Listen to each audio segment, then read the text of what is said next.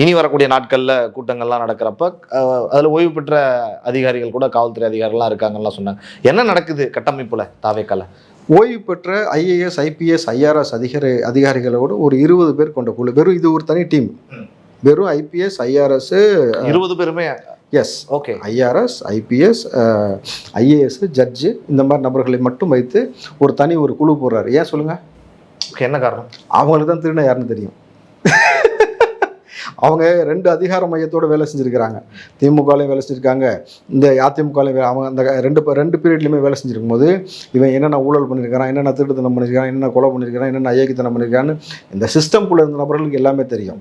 அதே போல் ஒரு விஷயம் நடத்துகிறோம் பொழுது பிளான் ஆஃப் அஜெண்டா நம்மள்கிட்ட கொடுக்கும்பொழுது எந்த ஸ்ட்ரக்சரில் அதை ஃபார்ம் பண்ணி கொண்டு போகணும், எந்த மாதிரி எங்கே அப்ரூவல் வாங்கணும், என்னென்ன மாதிரி செய்யணும், நீதிமன்றத்தில் எப்படி நம்ம வழிகாட்டத்தில் கேட்கணும், நமக்கு நெருக்கடி கொடுக்குறாங்கன்னா அவங்களை எப்படி அடிக்கணும், சமாளிக்கணுன்ற எல்லா புரிதலும் அவங்களுக்கு இருக்கணும் பொழுது அவங்களுடைய ஆலோசனையை, அவங்களுடைய அனுபவத்தை விஜய் அவர்கள் இன்றைக்கு கட்சிகளை கொண்டு வந்து அது ஒரு டீம் ஆர்கனைஸ் பண்ணுறாரு. இப்போ ஏற்கனவே ஒரு 20 பேர் கொண்ட டீமு கட்சியில் ஆனந்தருடைய தலைமையில் போட்டிருக்கிறாங்க. இந்த பக்கம் இப்போ ரிட்டையர்ட் ஜட்ஜ் இந்த மாதிரி இன்னைக்கு அட்வொகேட்டுடைய தனியாக ஒரு 250 பேர் அட்வொகேட் விங்கோடைய கூட்டம் வச்சு இன்னைக்கு நடத்திட்டு இருக்காங்க.